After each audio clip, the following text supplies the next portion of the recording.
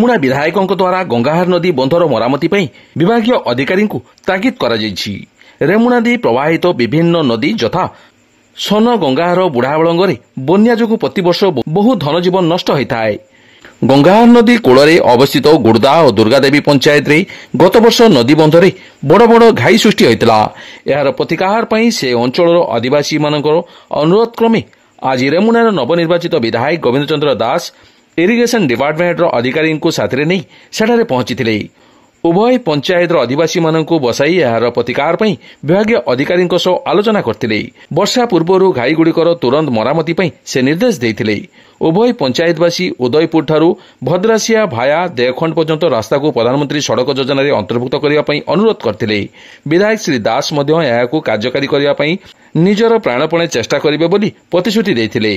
ବିଧାୟକଙ୍କ ସାଥିରେ ଗୋପୀନାଥ ସେନାପତି, କାର୍ତ୍ତିକ ଚନ୍ଦ୍ର ଗିରି, ଶୋଭନା ମହାନ୍ତି, ଗିରିଧାରୀ ଦାସ, ଉମାକାନ୍ତ ପଣ୍ଡା, କୃଷ୍ଣଚନ୍ଦ୍ର ସାହା, କାହ୍ନୁଚରଣ ବେହେରା, ବସନ୍ତ ପ୍ରଧାନ, ଦେବେନ୍ଦ୍ର ମଣ୍ଡଳ, ନାରାୟଣ ମହନ୍ତ, ମହେଶ୍ୱର ପ୍ରଧାନ, ରଘୁନାଥ ଦଳେଇ, କାଳୀଚରଣ ମଲ୍ଲିକ ପ୍ରମୁଖ ବରିଷ୍ଠ କାର୍ଯ୍ୟକର୍ତ୍ତା ଓ 2ଟି ପଞ୍ଚାୟତର ଶତାଧିକ ଗ୍ରାମବାସୀ ଉପସ୍ଥିତ ରହିଥିଲେ।